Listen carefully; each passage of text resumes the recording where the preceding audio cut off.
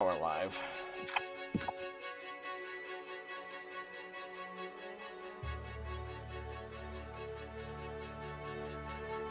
We should be live anyway. Yeah, we just went live on my Twitch. Hello, everybody. Hello. Avenger Pretenders live. Yeah. Got a little starting stream starting. We're gonna start in a minute here. I like the video, man. That's cool. Right?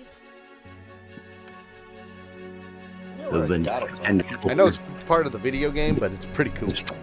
Yeah. Sure. Sure. There we go. Getting some feedback somewhere. Where am I getting feedback from? Don't know. Me either. We'll be live in a second, folks. I mean, we're live, but you know. We'll be chatting. We're live? Should we be? Yes. Should be. We should be.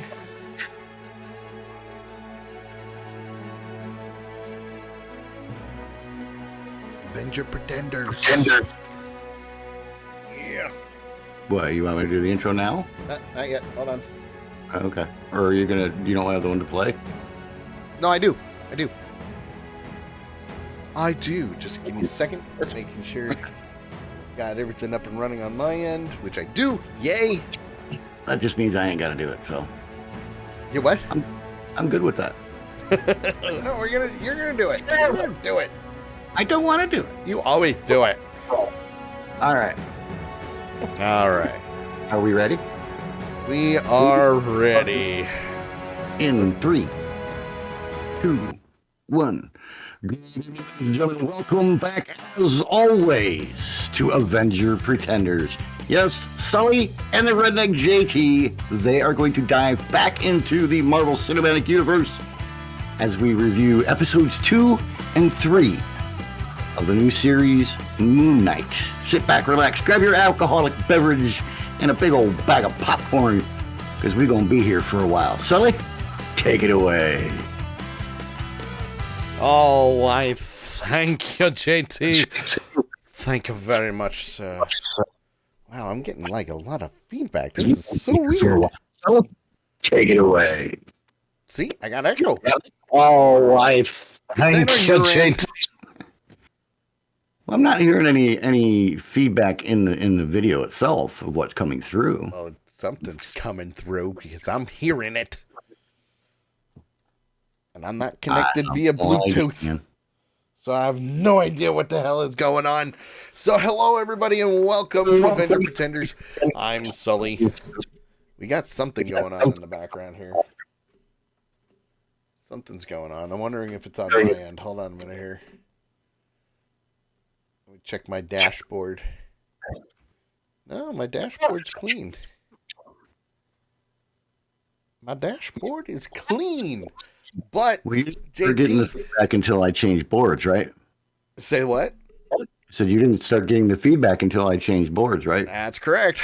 So it might be something going on your end, my friend. Well, I could drop out real quick while you're doing the quick intro here and change boards back over. Let's do it. Okay. So hello, everybody. We had to take a week off last week. I do apologize for that. But hey, I was on vacation, so we did miss 2 episodes of Moon Knight. So we are going to be talking about episode 2 and episode 3 today. Breaking it down, going through the motions, because that's how we roll. It's real simple, real easy. If you haven't seen Moon Knight before, spoiler alert, is in full effect. Oh yes, full effect. And it's not going to get any better for you because we're going to ruin everything. So that's how we roll. Now, I can tell you that JT, who will be back shortly, can tell you, and I'll back him up on this, that this is not his cup of tea. It's not. Moon Knight is definitely not his cup of tea. He doesn't really like the whole ancient Egyptian type thing, the ancient Egyptian gods. Like, if you give him The Mummy, he'll never watch it. Ever. Unless, of course, he's making fun of it. That's entirely a different story altogether. But the good thing is, he's taking one for the team. He really is. He's taking one for the team, and he's loving every minute of it. And if he tells you otherwise, he's lying. Just saying. Just saying. Hello, Lady Death. Chiming in our chat room. JT will be back with us shortly. And she says, better late than never. So, yes, better late than never. Of course. Of course. I'm not going to do it, damn it. Oh, you're really low. JT's... I'm not going to do it, damn it. You're not going to do what? I'm just not going to do it. You're not going to do it? Just not going to do it. I don't know what it is I ain't going to do, but I simply ain't going to do it. Well, I was simply just bringing everybody back up to speed on how the ancient Egyptian type stories and the gods and all of that good stuff is not your cup of tea, and it never really has been. So, yeah, bringing people back up to things. Yes. But I did also say that not only is this not your cup of tea, but it's nothing against the character itself. Yeah. Okay. Yeah. And JT and I always converse beforehand. So when we talk about stuff like this, we kind of prep ourselves of what's going to happen. I want to say hi to Carol and Pokey, who all have just come into the chat room. Hello. If you haven't been watching Moon Knight, spoilers! Spoiler alert, full effect. Unless you're like me and wouldn't be watching it anyway, and you're just here for the heck of it. Yeah, why not? Just to, support us and do whatever we need to do. That works as well. So we're going to start things off. We're going to break it down. We're going to try and keep this to an hour and a half, the latest, for both shows. Because really... there's a lot. I don't want to say there's a lot going on, because there really isn't. There really isn't a lot going on when it comes to this show. And JT mentioned it last week, and I think I kind of backed you up on it, where the story itself is a little slow. We're dragging when it comes to the stories. They always seem to go. The one thing that I've noticed was the only show that, since we've started doing this, the only one that really started out, pretty much on fire was Falcon and Winter Soldier. Yes, Falcon and Winter Soldier. Because come on, they started out with a major battle scene within the first 5 freaking minutes of the show. Well, yeah, you have to kind of do that. But we also understand, and this is coming from me. Okay, the redneck who can't stand this kind of crap and everything else. I also understand that with the MCU, yes, with them introducing all these new characters or new-ish characters, or trying to give the storyline of how they fit into the MCU as an older character like Loki. Yes. I also understand that they have to at least give a little bit of a background so that people like me aren't just sitting here going, huh? So we understand that. And I figured that episode 1 was going to be a little bit slow. I was hoping episode 2 was going to pick up. In my opinion, it didn't really pick up until, say the last 10 minutes of episode 2 and episode 3. Yeah. And I've been noticing that the story itself, that seems to be the formula that's going on right now. Mm-hmm. And we're going to pretty much get right down to the nitty gritty when it comes to talking about this with episode 2, which is Summon the Suit. And currently, from the first episode, we see Mark and Steven are at each odds with each other. They're no, this is my body. No, this is my body. No, I need to be in control. No, I need to be in control. That type of thing. And at the end of the first episode, we saw Mark was in control. He summoned the Moon Knight suit. He fought off the werewolf. He did what he had to do. And as he was leaving, that's pretty much where things pick up, where Stephen Grant wakes up like he normally does, chained to the bed. Everything is freaking the hell out. Yeah, because now he's remembering everything. Yeah. And as he's remembering everything, that's when we start seeing a lot of different things. And he goes back to the museum to find out what happened. Sees everything barricaded. He's, going to the security guard going, something happened last night. I was being chased. Can you show me the video? And it shows him on the video. Yeah. But nothing's chasing him. Yeah, it doesn't. You can't see the griffin. Right. That is chasing him. Can't see the werewolf. Can't see all the bad guys. Nothing going on. All they see is Grant doing his thing, But you never see him in the actual suit on the cameras. You see shadows moving, and that's about it. So from there, it's making him look crazy. And that's when he gets called into the director's office of the museum, and he fires him right there on the spot, Is it the director or is it the head of HR? It was the director's office. Was it? Okay. Yeah, it was the director's office. It wasn't HR. I don't think they have, I know they have an HR, but I don't think it's the same as over here, Right. So the director of the museum fires him on the spot. We like you, but due to the circumstances, time to let you go. See you later. And we see him back outside talking to the street performer who's being a statue. He's basically telling him everything that's gone wrong. It's funny because the lead guy's like, dude, you blew up our freaking bathroom. Yeah. And we're gonna be nice. We're not gonna report you to the cops. We're not gonna have you prosecuted, but you need to get the hell out. Yeah, you need to leave. Do you have any museum property on you? No. Checking on my pack. I was waiting for him to pull out the scabbard. I was like, oh shit. But the best part is, here's the best part. The director looks at the guy's name tag. Like, yeah. Really? You're going to complain about a name tag? Exactly. And don't get me wrong, it was hysterical the way he did it. But it was just one of those things like, oh yeah, here's my name tag,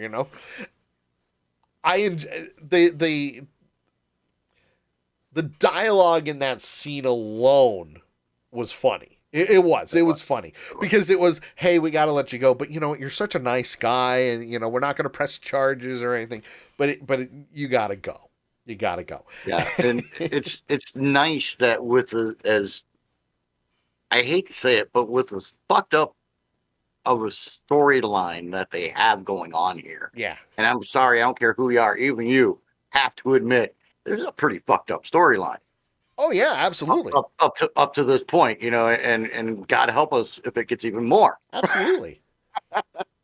But it's nice that they're actually able to throw some actual comedic bits into this. I mean, there's stuff that's just funny because of the way it happens, but these are parts where it was actually meant to be fun.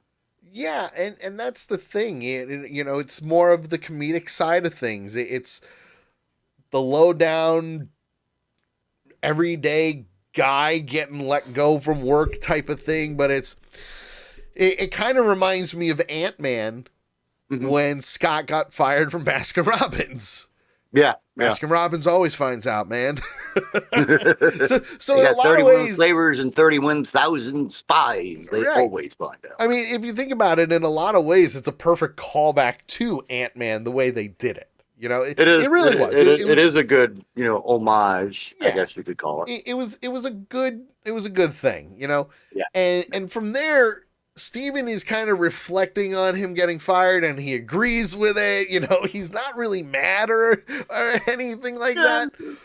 I can understand. I mean, granted, it looks like I threw 6 pieces of dynamite down each of the toilets in there, but Well, I it mean, is you know, just the cherry bomb. loo. It's just the loo. It's not big deal. You know, and that's the other thing. It's one of those.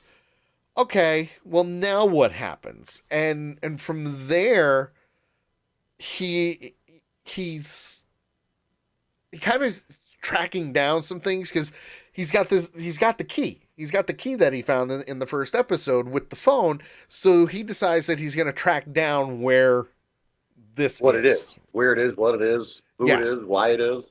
right. And he's going. I like. I keep interrupting you, and I Oh, go apologize, ahead. but I I enjoyed the fact that instead of just running scared, which he could very, with his character wise, he very easily could have done. He very easily could have said, "Screw this shit, I'm out of here." But he didn't do that. He says, "I gotta figure out what in the hell is going on, so that I can prove to myself Right. that I'm not crazy." But you are. Well, I would say right now, at this stage of the series for the show, Yeah. that he's halfway there.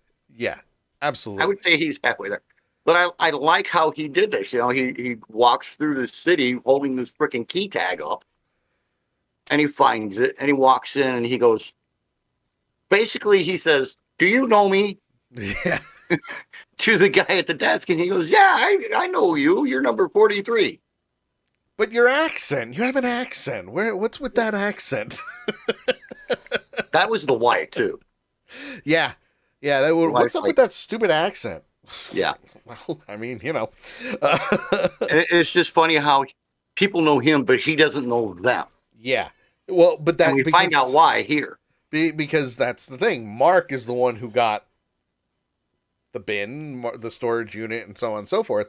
And we see him finally find what he was looking for, and it's a duffel bag full of money. There's guns, ammo, fake IDs, like you name it. Because Mark, you got to remember, Mark Spector is a former CIA agent.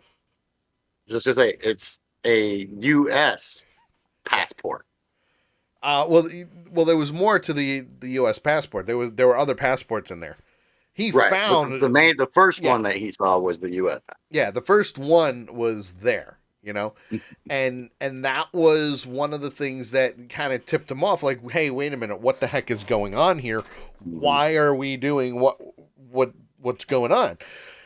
So that's when Mark finally comes out and is talking to Steven, saying, here's what's going on. Khonshu, the god of the moon, and so on and so forth. You know, they're going over everything that's happened so far. And it's just freaking him out. It really is. It is freaking Steven out so bad that he's like, no, I'm out of here. You know, I'm doing it. You leave me out of this, and so on and so forth. And Mark keeps asking him for control. You got to give me control. I've got to do this. You got to let me do what I need to do. And that's when he decides he's going to run. He's going to run out of the storage unit, and he basically gets confronted by Khonshu. You know, same thing. Where the hell you think you're going? Yeah. And what I like about what's been going on with this is every time you see Khonshu, it's like you don't see a neck or anything. You just see the main body and then the skull eagle head, like Osiris and all those other Egyptian gods, where it's the beak and everything. But you don't really see like a neck or a body or anything like that, which is awesome and creepy at the same time. It really is. It's got that creepy element to it. Yeah, as you go on through this episode and episode 3, you start to get a lot better view of Khonshu. And to me, it almost turns Khonshu comical. Yes. And I'll just go ahead and say this now. To me, it kind of reminds me of the skeleton dude in The Nightmare Before Christmas. Oh, yeah, Jack Skellington. Yeah, Yeah, for some reason that's who popped in my head yeah, as you got to see these closer, clearer images of him, where it's not flashing lights and everything else. yeah. Well, So to kind of move on from there at the same time, when Grant is leaving the storage unit, he's flat out telling them, "I'm going to get myself locked up. mhm. I'm going to leave me out of this. I'm going to get myself locked up. I'm going to turn in all these artifacts, and you're done. We're done. We're done with this."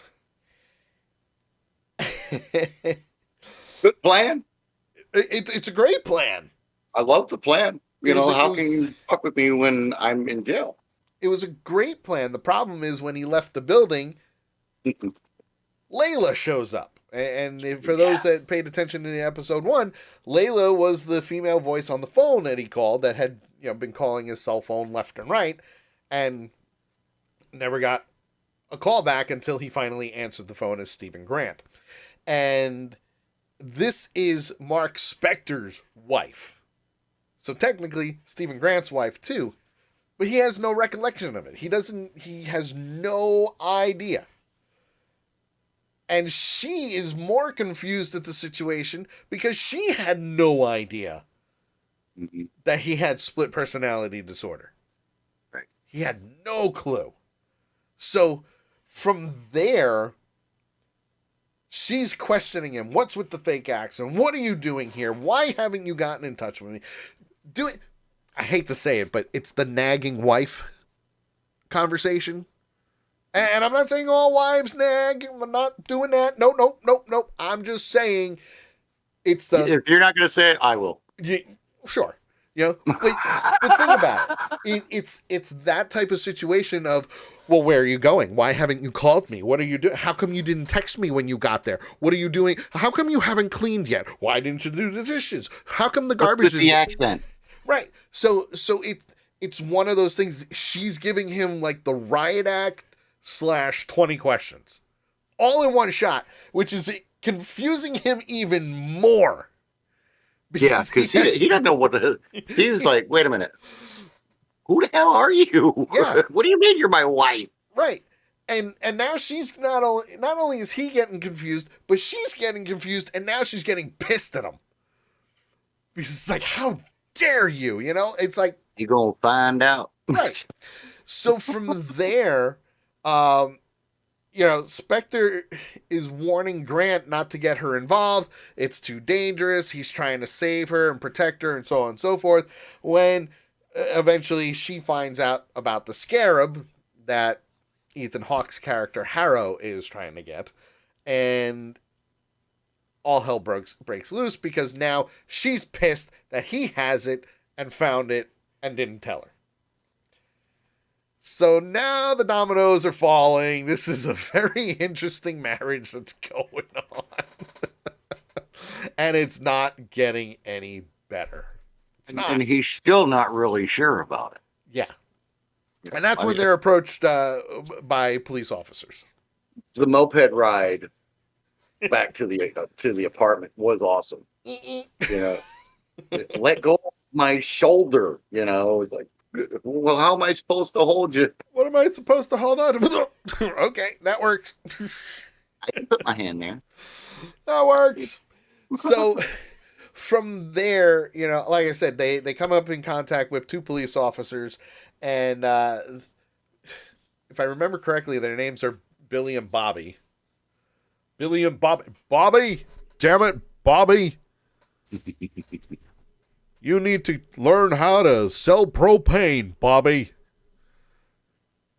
However, you ain't King of the Hill, and I'm still stuck on Eric Clapton's Layla. Layla.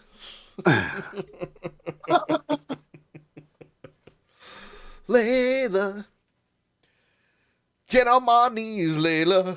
Anyway, so as they're Layla escapes. She doesn't get arrested or anything when it comes to police officers. and she takes the scarab with her, which is a good thing.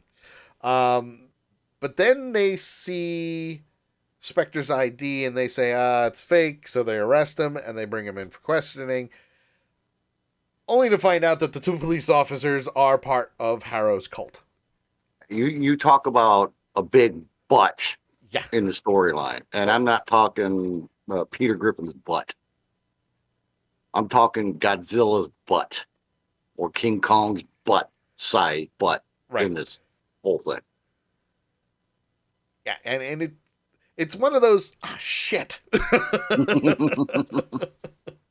Well, as they're driving along, I was like, okay, yeah, this all, it runs. It makes sense. Yeah.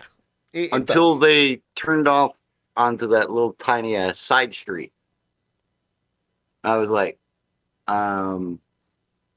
that's not good. Yeah. Not good at all.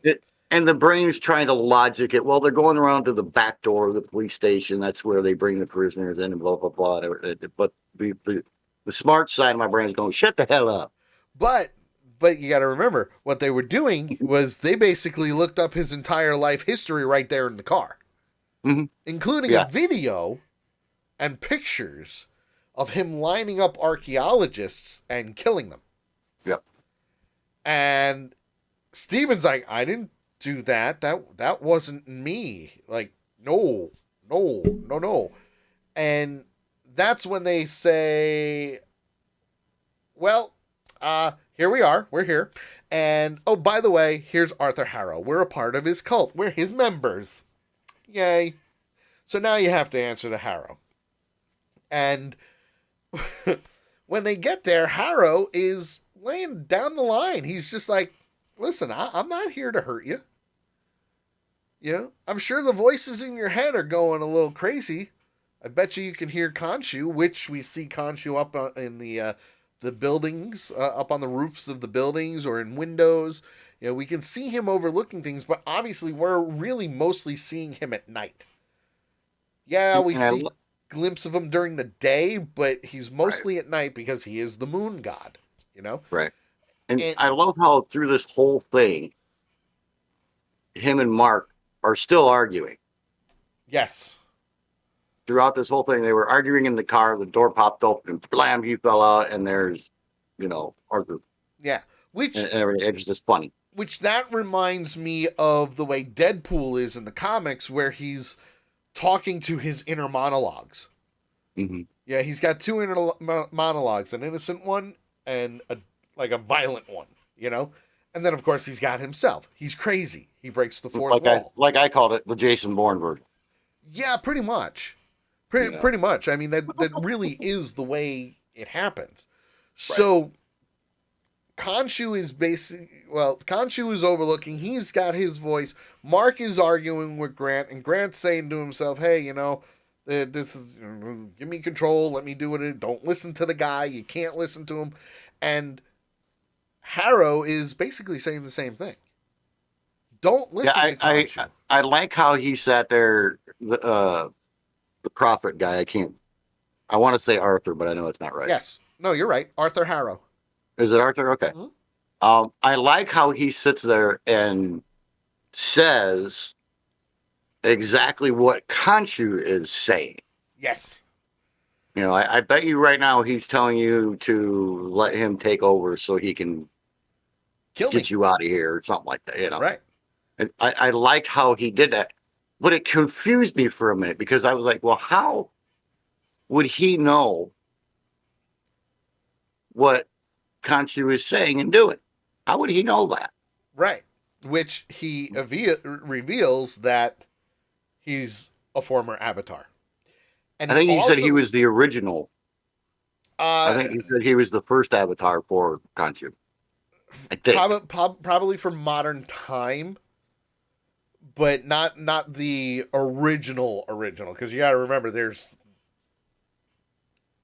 centuries of avatars that they could have used. But he does say that he would. Yeah, no, you're right. He was Khonshu's first avatar, and then he abandoned him and went for Mark, who he's supposedly doing whatever. But he also says that's the difference between a cure and a poison. It's the dosage. Right. You cut off a piece of it and you're good, you know? So from there, they're kind of, I don't want to say judgy, but this is where, like you said, within the final 10 minutes of the episode is when the action happens. Yeah. Which to me, it kind of reminds me of like the old school Power Ranger episodes, like the original Mighty Morphin Power Ranger episodes, where you're seeing the story. Yeah, they're fighting without their outfits on, and then you're fighting with the outfits on, and then the Zords come out in like the last 5 minutes. Yeah, you have the little mini skirmishes, right? Like the first 20 minutes of the show. Yeah, and in the last 10 minutes is when you get the full out blown.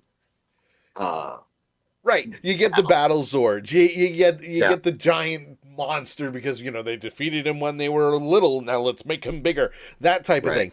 And from there, that's pretty much what it reminded me of. Because now you've got a Jackal coming up. You've got the cultists, the followers, if you will, also trying to attack. And that was kind of the weird thing to me when Arthur was sitting there and they were having lentil soup. Yes, lentil soup. I love that lentil soup, and it was what his name was recipe. It's really, really good. It was really and it's sitting there talking and having lentil soup, and slowly but surely, at first there's nothing weird going on. Yeah, it's just two guys sitting there eating some soup, having a conversation. But then when he starts talking about the scarab, as soon as he started talking about the scarab, what happened? You see the followers just starting to close in. They're surrounding him. Yeah. And around him, the guy who gave the lentil recipe, he was sitting up on the little platform up there. And even he got up and came around. Yeah. And so, as soon as I saw that, I'm like, okay, here we go. But then they backed off. Shit's hitting the fan. Shit's gonna hit the fan. Well, yeah, I'm like, all right, it's about to blow up, and then they backed away. I'm like, what the hell are you doing? Well, I think the other reason for that is because Harrow was talking about Amit, which is who Harrow is searching for, and the scarab leads to her tomb, so they could dig her up and do whatever. And the conversation gets turned a little bit, where Grant says that there's a problem with this. Yeah, he starts questioning her motives, and motivations, and her practices, because he starts asking, "Well, does she kill children?" Right. Because that's where I draw the line. That's where I would draw the lines with killing children. But they also did the back off thing because they had to get Layla in there. Yes. With the scarab. Yes. And as soon as she showed, because it was starting to get a little bit heated between Arthur and Steve. Yep. And we're starting to get a little bit heated between them, and then all of a sudden she goes, "It's right here. I have it." and it went. Now, it was like the parting of the Red frickin' Sea. It's like, hello, our toy. Get it. Well, the other thing is when they Harrow summoned the Jackal, that prompts Layla to say, "Summon the suit." Yep. Summon the suit. And Grant has no idea what he's doing. Well, he's like, "What are you talking about? Summoning what?" And then he actually does it, and it's actually a suit. He looked spiffy. He looks sharp. He looked like he was ready to go out dancing on a Friday night. That's what he was like, "Hey, it's pretty neat. Look, it's pretty sharp." Yeah. And then he gets attacked. Yeah. And then the Griffin kicks down the door. Well, what I liked about it was the Jackal was basically kicking the crap out of him, throwing him into cars, buildings, you name it. Mm. And he's like, "What do I do? What do I do? What do I do?" And he's like, "You win. You win. Take control. Take control." And then Grant finally gets control, and we see the actual Moon Knight come out. So we see the outfit, the cape, the hood, the works, and wipes the floor with the Jackal. Oh, yeah. Wipes I the floor. love how he killed him. I loved how he did it, because once he's in control, and the entire time Grant is still in his head, they're up on the rooftops. He's leading the Jackal away from people. Yeah, because Layla said, "Get him out of here. Get him out of here. Kill it. Do it," because she can't see him either. Nakia says that he looked like a dork in the suit. He did look like a dork, but it worked for that personality. Yeah, that was his character at that time. It really did. It worked for that personality. Mm-hmm. And as we go forward, we're seeing them fighting on the rooftops, and Moon Knight's getting some kicks in, some punches in here and there, and the Jackal's chasing him, and he finally gets it to where he's on top of the Jackal. They're falling off a building, and then boom, spears him right through the chest. Skewered. Yeah, skewered. He looked like he was gonna get roasted on a barbecue. He looked like a piece of meat hanging on a shish kebab. Yep. So he impales tell you what, it. Though he tasted like crap. He gets impaled, and then he's searching for the Scarab, and the Scarab's gone. And we cut to Harrow picking up the Scarab and walking off into the sunset, pretty much. I mean, really what happened? He walked off into the sunset. So from there's a conflict, if you will. Yes. Between Grant and Spectre, Mark and Steven, respectively.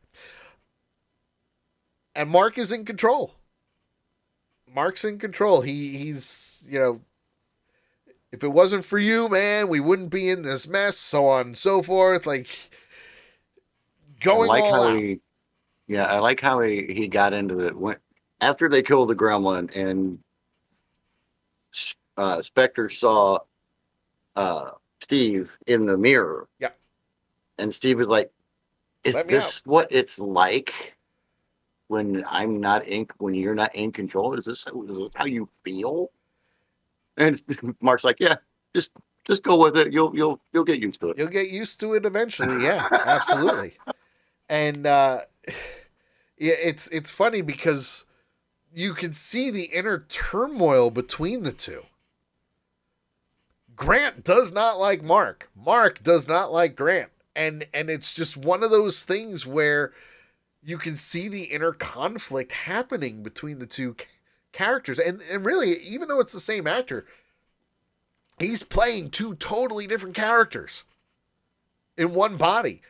That's hard to do, number one. Number two, think about it. Stephen Grant is a wimp. He's a wimp. He's a nerd. He's this short of being Pee Wee Herman. Yeah, to an extent. Yeah, no, you're not wrong. You're not wrong. And it's interesting because when Mark finally gets pissed, mm-hmm. he breaks the mirror. Yep.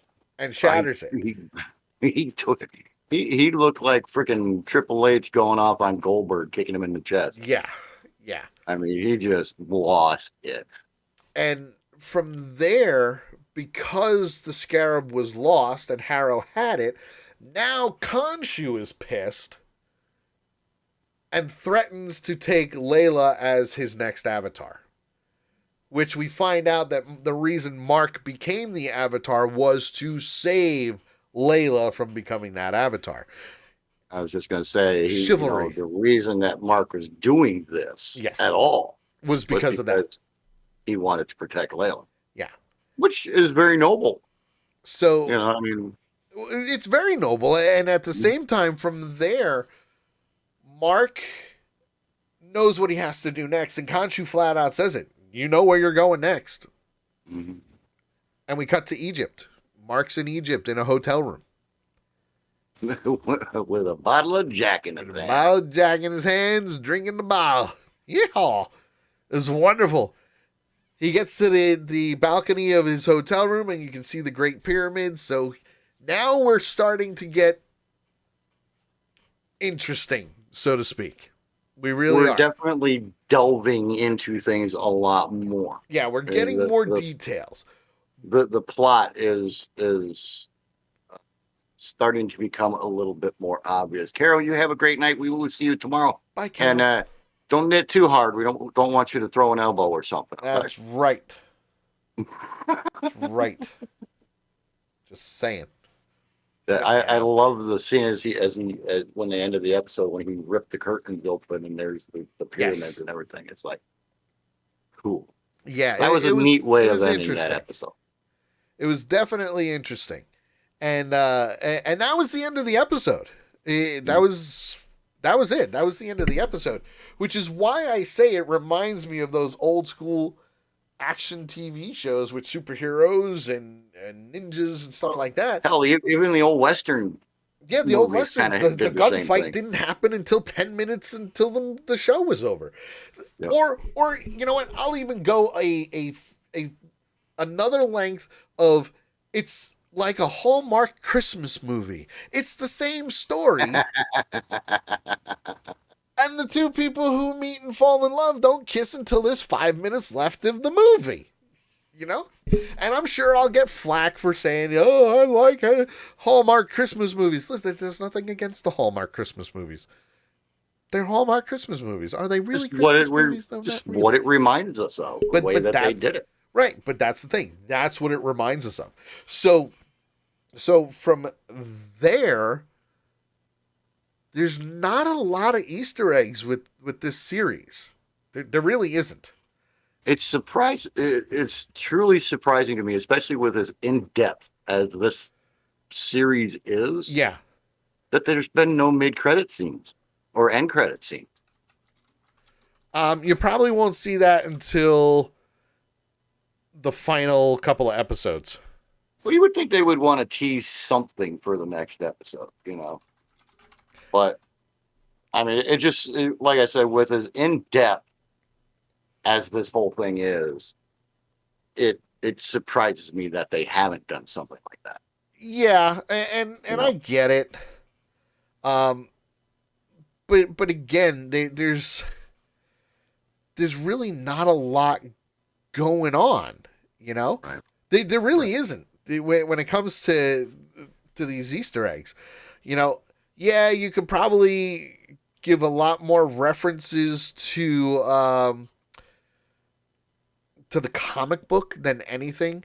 Like, you know, for example, in the story itself, they mentioned the Fist of Vengeance, which, if you think about it, the Fist of Vengeance is not Khonshu, it's Ghost Rider. So, yeah, you could kind of twist things a little bit to say that, oh, yeah, you know, they mentioned Ghost Rider. It's funny that you just brought up a movie that I asked you about 3 weeks ago. Okay. Oh, yeah, that's right. Ghost Rider, yeah. Remember? That's right. What was the name of the damn movie where the guy rode a motorcycle and his head was up, was a skull and it was on fire? What was that? Yeah, Ghost Rider. Yeah. You know, the suit itself, when Stephen Grant summons the suit, was right from the comic. It was right from the comic. So you could tell there was a lot going on. When it comes to the episode as a whole, JT, what do you give it for Crescent Moons? And I'll say it like I did 2 weeks ago, that this is really hard for me to judge these episodes. It's very hard. Well, especially for me, because with it not being my thing and something that, you know, I don't want to say I avoid, but it's just not something that I would normally view. Right. Or watch, whichever way you want to call it. I have to push that part out of the way to try and give it a true rating. I like it explained a lot in this episode. Yep. It answered several questions that were in my head from episode 1. But at the same time, it created a lot of questions. Um, at at this point, I think I would probably give it 2.5. Okay. All right. Give it 2.5 crescent moons for episode 2. All right. Like I No, said, that's not bad. the action was good when it finally got to it. Yes. We do have the issue of it dragging. A little bit, yeah. This one didn't drag as bad as episode 1, but and like I said, it did answer several questions for me. So I'm going to go ahead and I'm going to give it a 2.5. All right, 2.5. All right, no, 2.5 for episode 2. Not a bad thing. I'm going to go with a 3 myself. I really am, and mostly because we're still doing a lot of backstory, so to speak. Sorry. Trust me, I know what you're laughing at. Did you hear it? Did I hear what? I was laughing at what Kay said. Oh, I didn't hear what Kay said. She said he's being awful generous. But that's the thing, and it's funny. Like I said, I'm giving it a 3, and mostly because it's the way it's being brought out. Right. Oscar Isaac is playing these characters perfectly. Yeah. There's no doubt about it. The acting is phenomenal. The story, yeah.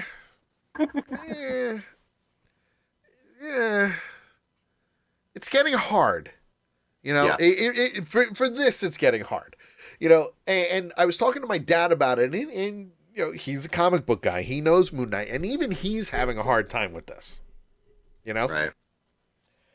And I think part of it is a limited series, so there isn't going to be a season 2. We know this. But it really, there's not a lot of action. There's not.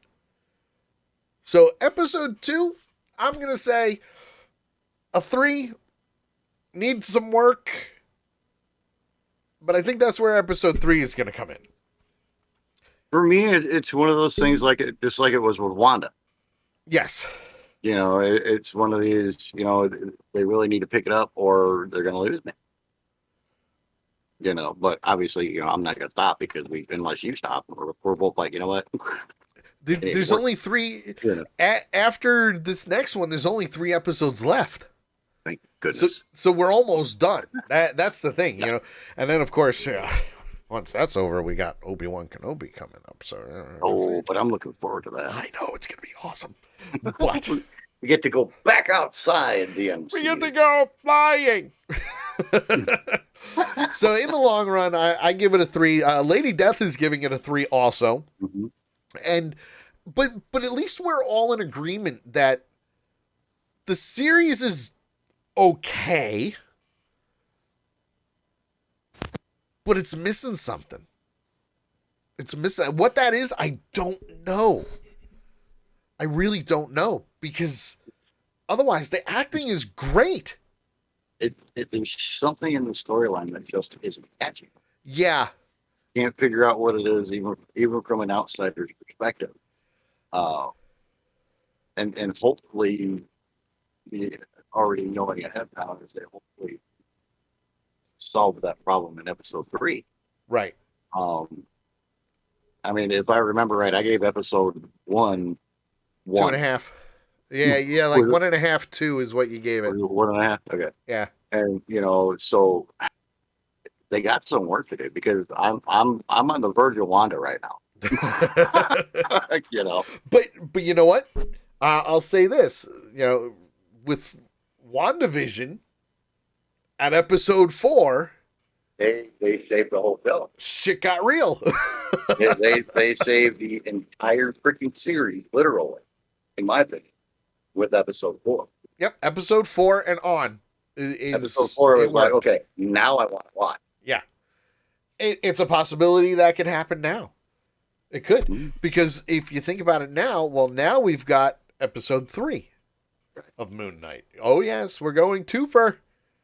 It's a twofer, folks. With Toddy and Soda Break. Yeah. Twofer.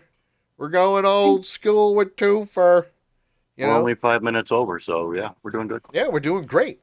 So, episode 5 of Moon Knight, the friendly type. Sorry, not episode 5. Wow. Episode 3. I wish it was 5. We're getting there. We're getting there.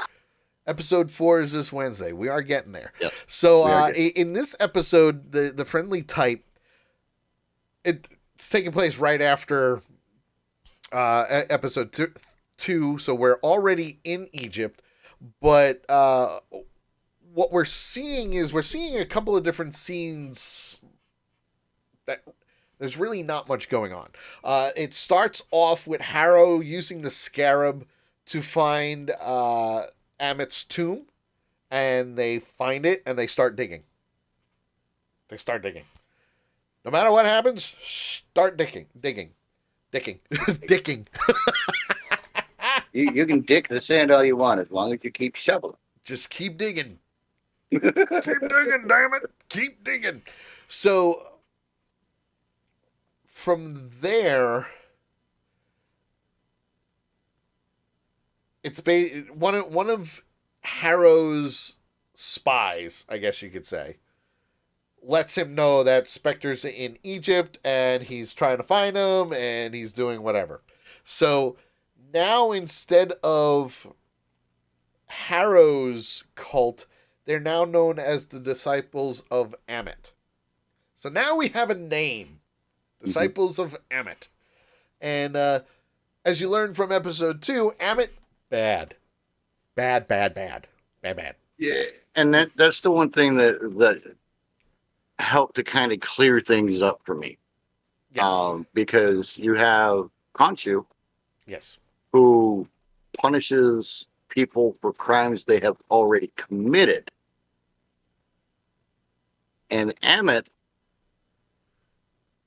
I guess you could say, punishes or doesn't punish people depending on what they may possibly do in their lifetime. Right. Which, And that's where they got into the conversation of, well, how does she do this with children? Because, children don't know any better. right. Is it just the thought? I think about killing my boss all the time, but I would never do it. Does that make me guilty? Sure. And all that. So you kind of get where they're going, why this side is fighting the way they are, and what this side is fighting the way they are. Right. It kind of clears that up a little bit. Just a tad. A tad. Not too much. Just a tad. Just a tad. But it's there. We also see at the same time Layla is talking to her grandmother. And we know it's her grandmother because she keeps talking about her grandmother and her grandfather.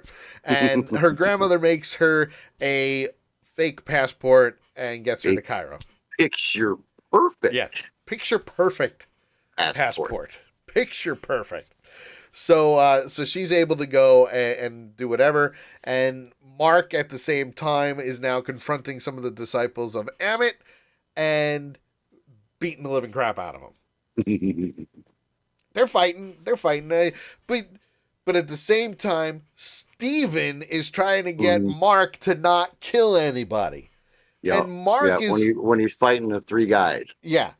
When he's fighting the 3 guys. And Mark doesn't want to kill him because he needs to get information out of them. And well, this is the 3 that he's fighting in the beginning of this. He's fighting them because they killed the guy that he needed to talk to. Yes. Because the disciples of Amit got to him before first. Mark did. Yep. And they have to be punished. And that's where as they're fighting, now we start to see the time lapse again from the first episode. So we're already starting to see something come up. Now, if you remember from the first episode, I specifically said that Moon Knight has 4 different personalities. We've only seen 2. We've seen Mark and we've seen Steven. So there's two The- left that we and that need to was the see. thing that threw me, and it was one of the first things that I asked you Yes. when we got online tonight, and it was like, wait, there's a third personality in here somewhere. Because you got Mark asking Steve if he did that, and you got Steve going, "No, did you do that?" And Mark's like, "No, I didn't do that either." And they're both like, "Well, who the hell did it? Right. Who did it? Because Who done it?" because now we're seeing Mark wake up in a car in the back seat because he's going to the airport because Steven told him to go to the airport, but it was somebody else that took over, and he sees the two guys that he was just fighting. So now he's chasing them through the streets of Cairo. Hey, you, I need to talk to you. Need to talk to you. And then all of a sudden, time lapse again. Only this time Mark came back and's like, what the hell just happened? So he couldn't get that information, which is, bad. So after all was said and done and those guys are now dead, he finally catches one, and Khonshu says, bring him to the edge. He'll talk. So he brings him to the edge, and he's hanging him over. He's holding him by his shirt / tie / jacket. It's that scarf material. Yeah. That frickin' scarf material again. And the kid just cuts it and falls to his death. Said something like, praise Ahmed or praise Ahmed forever or some shit like that. And falls to his death. And with Mark standing up on the roof, Khonshu's like, sitting there looking over the edge. Wow, I thought he'd talk. I thought he would talk. Thought he would talk. So again, comedic element. Well, you thought wrong. You thought wrong, buddy. Hey, I'm just a god. I can't predict the future. Bullshit. I can't do this. I don't know what you're talking about. What? For some reason, I knew instantaneously when he said, "Take him to the edge, he'll talk." Yeah, I knew right then and there the kid was dead. I knew that wasn't that no that wasn't gonna fly. Not a good place to go. Not happening. Don't think so. So from there, Khonshu basically messes with the day / time a little bit. Messes because what he does is he causes a solar eclipse, which by doing that, he's calling a trial of the gods. Where cool. Osiris, Horus, Isis, Tefnut, Hathor, they all gather in the Great Pyramid of Giza, underneath it, inside. And as Mark is walking through, Steven's in the reflections going, oh my God, we're in the Pyramid of Giza. Holy crap, this is the greatest thing in the world. He was geeking the fuck out. Big time. It's amazing. There's one line that was said before they walked in, before Mark walked in through the door that the portal that took him to the pyramid. Yeah, geekgasm. Yeah, pretty much. And that's where Mark looked at Khonshu as Khonshu's walking away and goes, well, aren't you coming too? Oh, I'll be there. Oh yeah, I'll be there. I'll see you in a little bit. and he just leaves it. I'll be there, and just walks away. And Mark's like, okay. And this was Mark's first experience for the trial of the gods. Okay. And it's interesting how all these other avatars are coming in, and what was it? Who was it? I forget which one it was. Yeah, love. She the avatar for one of the other gods. I forget which one it was. Goddess of love. Yes, Goddess of Love. Thank you. Where she said, "Have you ever done this before?" No. You'll get used to it eventually. Yeah, just relax and go with it. You'll get used to it. Just relax, and everything will be fine. And he basically accuses Harrow of what he's doing, and they bring Harrow in because he's the accused. So he's been there, he's done that. He easily disputes the accusation and completely twists whatever he's doing against Khonshu. Well, and the biggest thing that he did was accusing Khonshu of using a broken man. And that's where, because Khonshu did make the statement that we have to have rock solid evidence. Right. And when everything got derailed was when Arthur sat there and said that, that Khonshu is using a broken man to Yes. do his bidding. Yes. And that's when everything went off the tracks. Yeah, and the funny thing about that was they got rid of Khonshu and just questioned Mark. Are you broken? And Mark flat out said, yeah, I'm sick. Because really, if you think about it, multiple personality disorders, you're sick. You're mentally sick. It's not, the sickness of, hey, I got the flu or the Rona. Right. You're sick. It's all in your brain. Your brain is shattered into all these different pieces and personalities. So yes, he's sick. Is Khonshu using Mark because of that? I don't know. Well, and I like what Mark says. Yeah. Where he says, yes, I am a broken man, but you need to look at what he is doing. Right. And Mark or Khonshu, either one, never really got to present their case. Right. Their evidence of what he was doing, because Arthur was able to throw things off track. Yep. Very early. Which pretty much screwed Khonshu and Mark at that point. He was a very good manipulator. He's a very good manipulator because he just twisted that whole accusation, and part of it is because he used to be Khonshu's avatar. And Lady Death makes a very good point. He was gaslighting. Yes, absolutely. 100% he was. And he used that to his advantage, which in Harrow's perspective, you wanted to do that. You wanted to use whatever you could to twist and turn it in your favor, which is what he did. So from there, they say, okay, we're done. All the other avatars leave, and they even get to the point of, all right, listen, we need to stop this.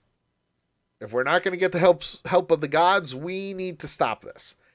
And that's when Layla comes in and says, all right, I know a guy. Way. Yep, there's another way. There's another way. I know a guy. And that's when, what was it? Who was it? Senfu? Was that the name? Senfu? I think that was the name. I gotta hang on. Let me look that up real quick. Well, while you're doing that, I want to say that there was one thing that I found very, very intriguing that happened in this whole thing when they were having the trial in the center of the Great Pyramid. Yes. I mean, number one, just the fact that they created the center of this Great Pyramid the way they did was amazing. The guy said Senfu.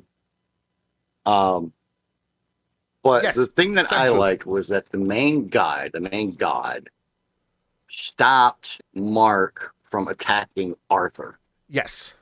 and saying, "We will not have violence in this place." Yes.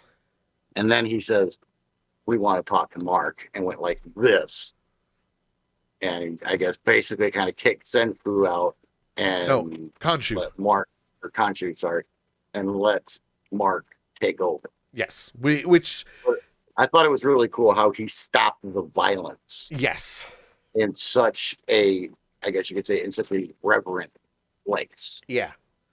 I thought that was really cool. So, and just to go on from that, when they let him know about Senfu, now I didn't know this. I actually had to look this up because I'm like, what the hell is Senfu? What the hell? Senfu in the Moon Knight series, not just the MCU, the comics, was tasked with recording where Amit was buried. Okay?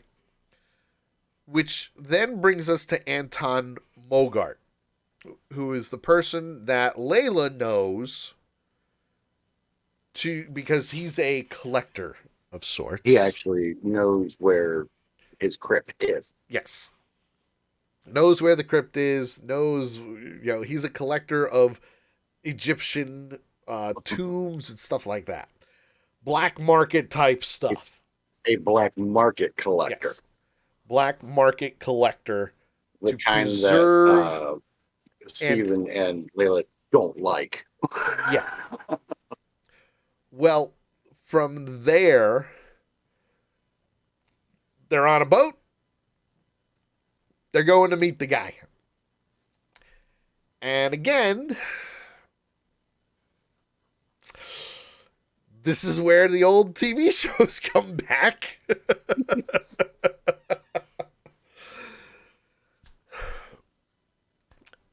Layla brings. I can't argue with it. Layla brings Mark to Mogart, and they flat out say, "Hey, we're married. This is my husband." They give him a different name, and mostly to hide Mark Spector or Stephen Grant. And the first thing that they say is, "Listen, we need to be able to see the sarcophagus. We know the sarcophagus because the map to the tomb is with the sarcophagus. We would like to just look at it." And right. Well, they didn't say that they were looking for the map for the tomb.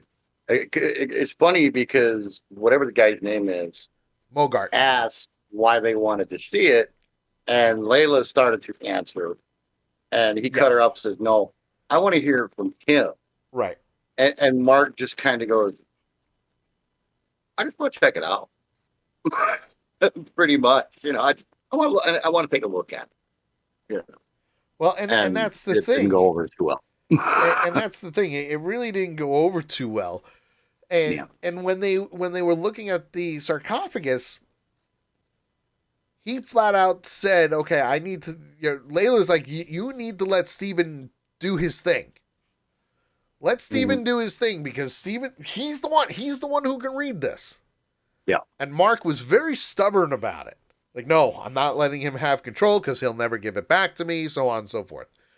And that's when they started, she leaves. He just needs to be alone with the sarcophagus for a minute. He's not going to do anything. I promise. Everything will be fine.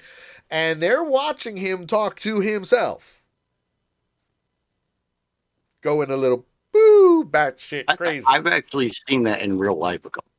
I think we all have at some point. I really do. Kind of freaky. I know I've seen it. It's interesting, and I mean that in a good way. Yeah, like not a bad exactly. It's not in a bad way or a derogatory way. It's just it's interesting, and finally,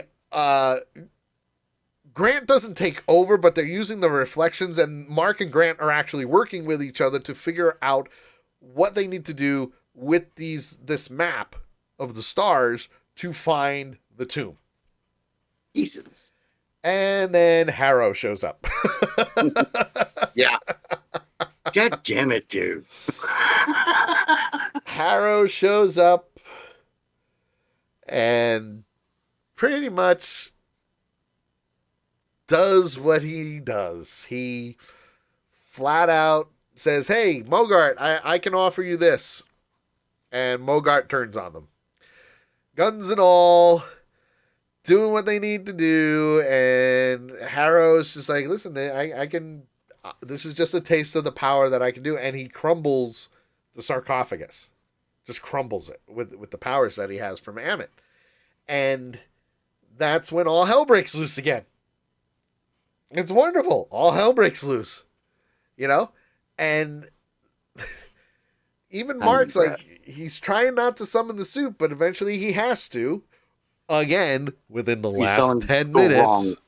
He summons the wrong one. No. He summons the right one. He summons the right one. What happens during the fight is he starts getting stabbed and impaled. Oh, and yeah. What I mean by the wrong one was when he first summoned the suit, and the suit came in. It was Steven. Steve. He's like, "Okay, everybody, calm down. We know everything's fucked up right now, but let's take a deep breath, and everything will be fine." And that's when all hell broke loose. Well, no, because if you remember, it was Mark that was in control first. And then all of a sudden Grant took over trying to get everybody to stop. Mm-hmm. And he keeps getting impaled and he's like, take over. Yeah. You're supposed to let me do this before you get stabbed. And right. This goes to a very important statement that Khonshu made to Mark back in episode 2. Yes.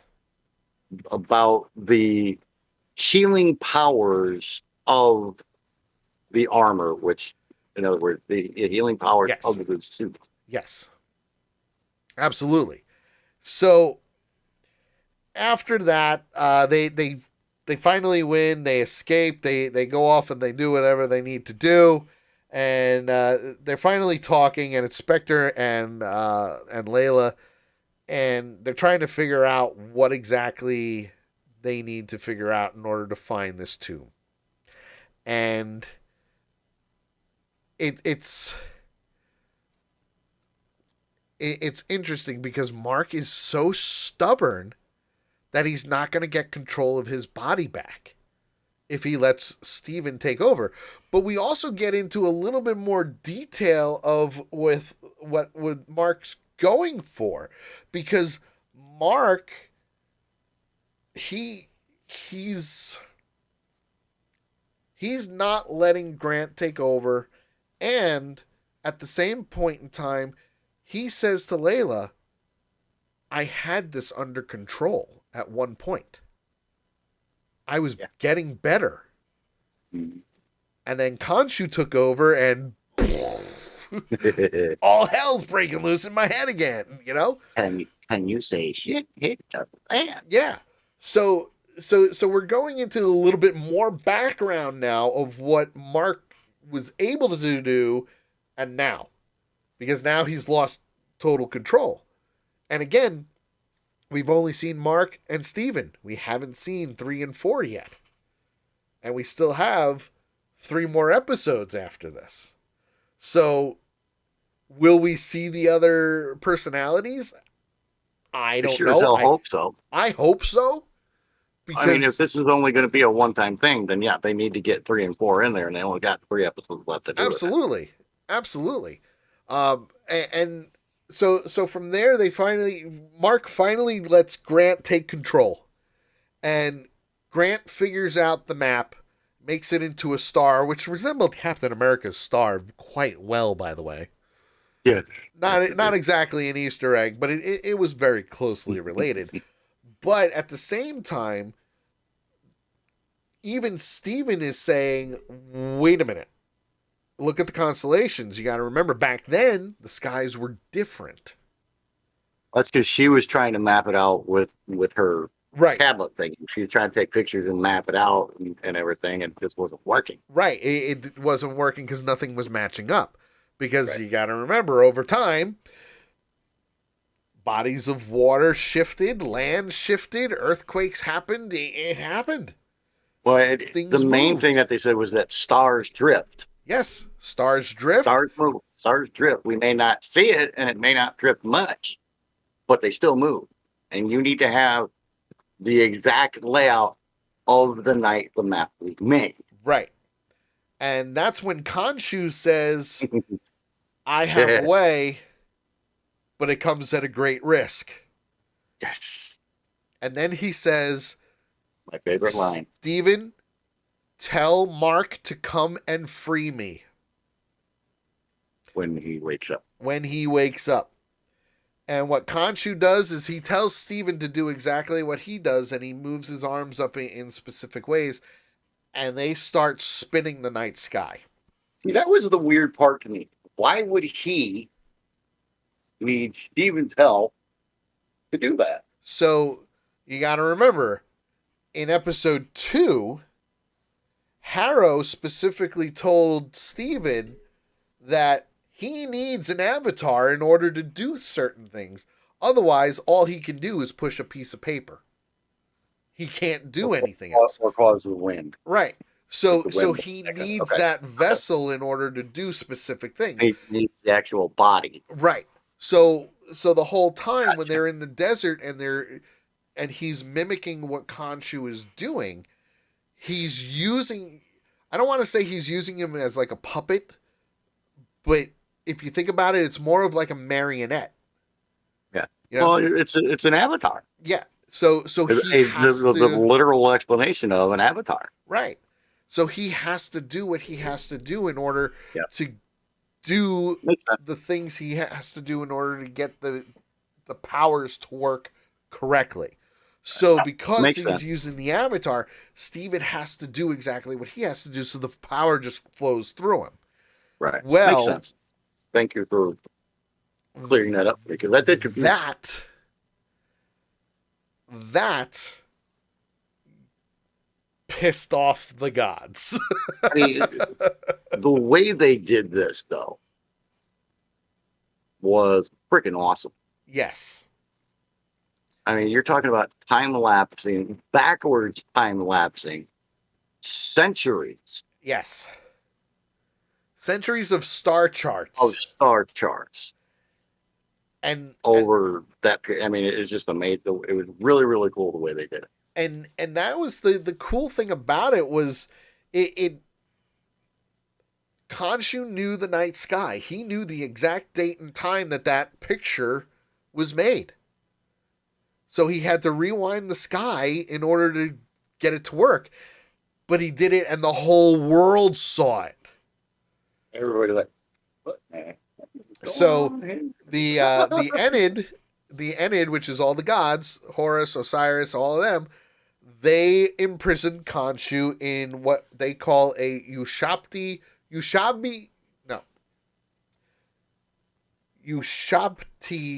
prison. Yeah. So basically, as you're watching, you're seeing the statue of Khonshu form on a pedestal. Yeah, and what was cool was they were showing, they were doing the back and forth. I mean, they almost could have done a split screen. Yes. On this and shown the gods in the temple doing their chant, and Khonshu and Steve in the other half doing their thing with the sky, and Khonshu's literally telling him, "I can't hold on much longer. We need to hurry up." Yes. And of course, as soon as she gets what she needs, bam, he's gone. Yes. he's gone. Steven loses his powers, and it's interesting because after they imprisoned Khonshu, Harrow showed up, and all of the gods basically said, he's too dangerous to be left out. He's too dangerous. He's doing things that it's just too dangerous at this point in time in the world. I mean, Arthur has got to be one hell of a manipulator in order to be able to manipulate 6 gods out of the 7. Yes, actually 8, to manipulate them to believe what he's saying instead of what's actually happened. Yeah. And That's pretty amazing. he asked to speak to Khonshu alone and also said, "Can he hear me?" And Osiris says, "We believe so, yes." Yeah, we believe so, yeah. And he tells Khonshu, "Okay, you're the reason I'm gonna win. You brought this upon yourself." So What surprised me was that he didn't destroy the statue. Right, no, he didn't. Well, if you destroy the statue, you let him out. Okay. That's Makes why. sense. Makes sense. Which So is why breaking he the told statue breaks the spell. Right, which is why he told Steven, you gotta have Mark break me out. Gotcha. Mark is the only one that can do it. So Makes sense. So now, obviously, he's powerless, and Khonshu's in prison. Shit's getting real. Shit's getting real. So, with everything that we know, and again, there's not a lot of Easter eggs in this. Not a lot of Easter honestly, eggs. I think that's a good thing. It's muddled enough. Yeah. Just in the way the storyline goes, I think Easter eggs would actually make it worse. I really do. I don't know if it would make it worse. I think it would just muddle it up more than do any real clarifying of anything. Yeah, I mean, of course, you have a lot deeper knowledge than I do of the comic books and that kind of thing. So yeah, and I mean, from my understanding, like we already know personality number 3 is there. We know it. We've seen it. Had the time lapse. He's there. Seen it, but we've seen the time lapses from when he's been in charge. Right. And it's all now down to, okay, what's going to happen next? Are we going to see more of this one? There's really not much. I mean, aside from Anton Mogart, who, does play a pivotal role in the comics. Obviously, if you don't know, we tackled this on the Sully Show weeks ago, where the actor who played Anton Mogart, he actually died. He passed away in a skiing accident before the show even came out. So obviously, this episode was dedicated to him because it was the only episode that he was in. And yes, he does play a bad guy. Did he live? Did he die? I don't know, but I guarantee you're not going to see his face anymore. It'll be somebody different, And again, he, like I said, he does play a pivotal role in the comics as a villain, They brought up Madripoor, which we still don't know what happened in Madripoor. But that's about it. Just like Budapest. We don't know what happened in Budapest with Hawkeye and Black Widow, but it's there. It's there. Well, and there was another interesting thing that was said, and it was said when they were on the boat. They were on the boat coming across. Well, actually, I have to backtrack even further because it was actually after Arthur showed up at where the grip was. And he's talking, he talked to the guy, and then he talked to Mark, and he references Layla and her husband that died. Yes. And that Mark somehow he insinuates that Mark had something to do with it. Yes. But Mark's like, I don't know what you're talking about. I have no idea. So was Mark lying when he was saying that, or is it? Oh yeah, no, he was definitely lying. 4? No, he was definitely lying. He was playing the part, that's for sure. Yeah. He was playing the part. There's enough Easter eggs, I guess you could call them, within the show itself, within the plot line in itself. Yeah. That I don't really think we need any of it. You really don't. No. You really don't. So, in the long run, what do you give this episode with half crescent moons? Now, I will say this about this episode. I still feel the same way. It's not my thing. It's still going slow. It's still moving slow. It did the same thing that episode 2 did. Crawl, crawl, crawl, walk a little bit. Oh shit, I can run. You know. Right. But I really got into, especially when they did inside the Grand Pyramid or the Great Pyramid. The scenery, the graphics, the way that they did things in this episode Right. was really, really cool. Oh yeah, absolutely. You know, if this was done in a different kind of storyline that I enjoy, Yep. the way they did things in this episode would have been a 5+, Okay. just All right. because of the way that they did things. The storyline is still too confusing to me. You're going in too many fucking directions at the same time. Yes. And I think that's part of the reason that they're having such a pacing issue in all these episodes, because they're trying to go so many ways. Right. Storyline alone would get maybe a 1.5. Okay. Storyline alone would get maybe a 1.5. Okay. So Because of the things that they did that truly impressed me, yes.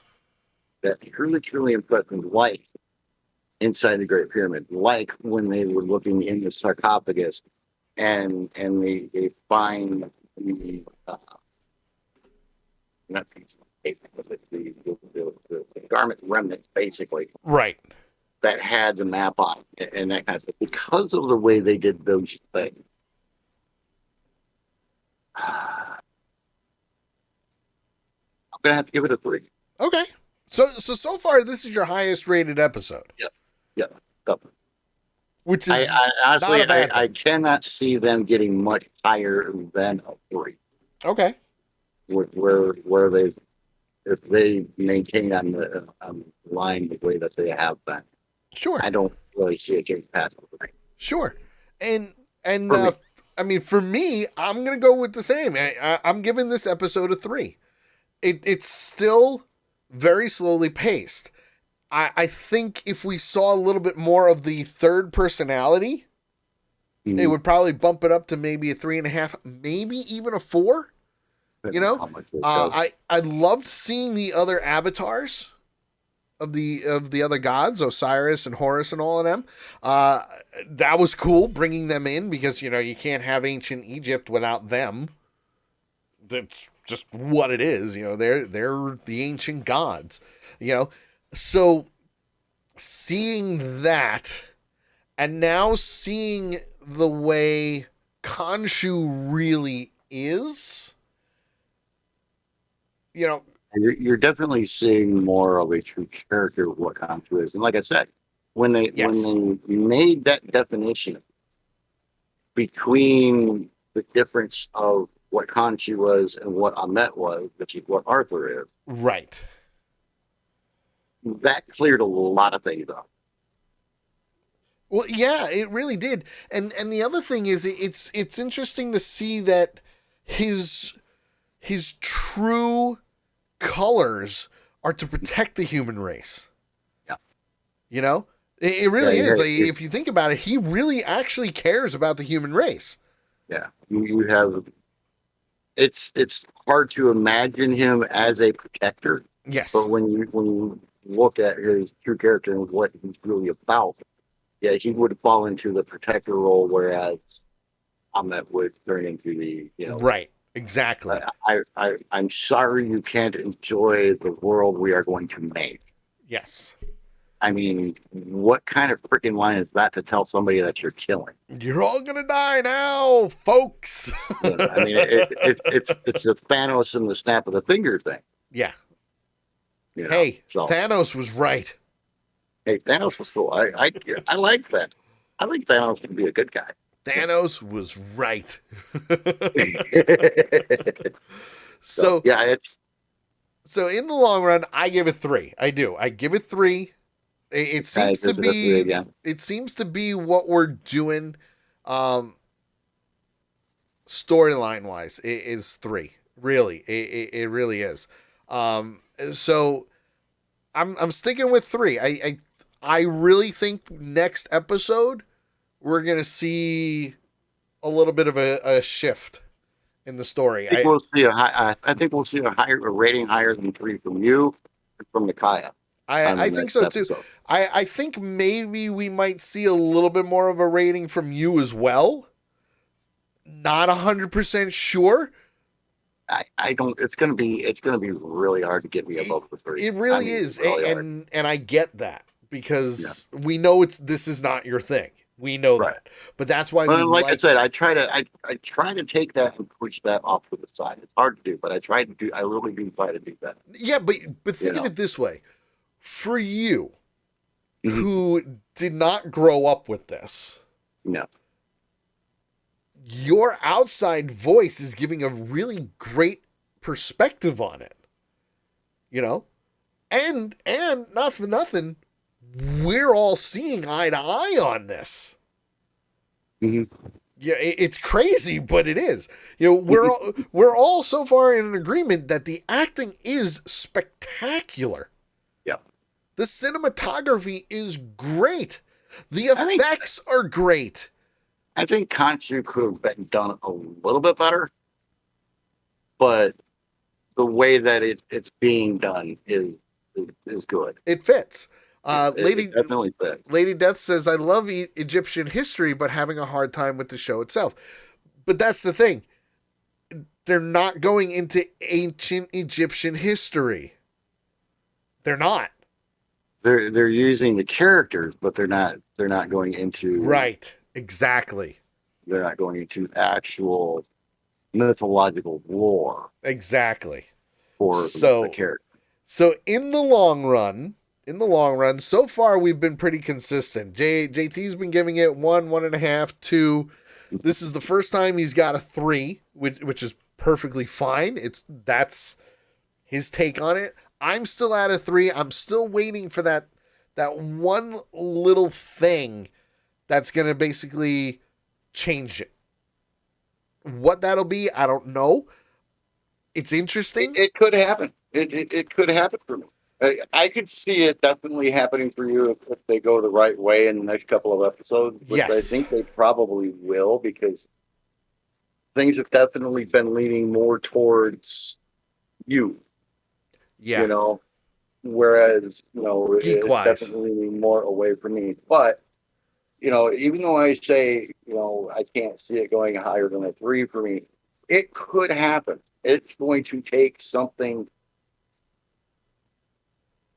freaking absolutely spectacular, right? Damn near earth-shattering for me to push it up past the 3, to be totally honest. Which it may happen, it may not. I don't know. And I would to be honest with you, I would be truly happy if when we hit episode 6, I sat there and went, you know what? Ultimately, I enjoyed the game. Yeah. I mean, I would like to say that. I can't say that right now. No, not right now. No, absolutely not. The thing that got me, and like I said, the thing that got me on this episode was the depth and the detail that they went into with things like the sarcophagus. Yes. And the map and having it to all together. Having to fold it. And, it reminded me of the old back cover of Mad Magazine. Where you had to do the trifold in a certain way to figure out what the actual picture was. I remember those. It was kind of like it reminded me of that. And like I said, the biggest one for me, the one that really got me to enjoy this episode, was the scenes inside the Great Pyramid. Yes. Because you can't help but sit there, whether you enjoy the Egyptian or mythology and everything else, you cannot sit there and go, I wonder if that's what it really looks like inside that Great Pyramid. Yeah. You never know. They could be absolutely right, and then again, it could look like the crap dust covered shit that you saw in Raiders of the Lost Ark. Who knows? Anything's possible. So Anything's it'll be interesting possible to see what happens. Yeah. So it'll definitely be interesting to see what happens. So that, my friends, is this week's Avengers Pretenders, where we tackled episode 2 and 3 of Moon Knight. Moon Knight is on Disney Plus starting on Wednesdays. Episode 4 will be this Wednesday, so if you have Disney Plus, by all means, watch it. Join us in the conversation. Don't forget to download the show at... Shit, I forget the link. Anchor.fm/The Sully Show. And The Sully Show, it'll actually be live tomorrow, starting at 8 p.m. Eastern. You might want to check it out. We may be able to do the trailer park as well as the I Can't Believe I Read That. So come on down and have some fun. Tell your friends, post it on your Facebook, on your Twitter, TikTok, wherever. Share the love and bring a friend, because that's how we roll. It's true. It's how we roll. Avenger Pretenders is live on Mondays between 8 and mostly 9 and 10 p.m. Eastern, depending on what we're going for. For JT, I'm Sully. Thank you for tuning in, and we will see you next time. By the way, I'd say probably 90% of the Sully Show tomorrow is being brought to you courtesy of Mikhail. Yes, absolutely. Absolutely. All right, we are going to do a quick raid, so I'm going to put my wonderful transition up of the stream is ending soon. Yay. And we're going to go and say hi to Wicked Little Thing.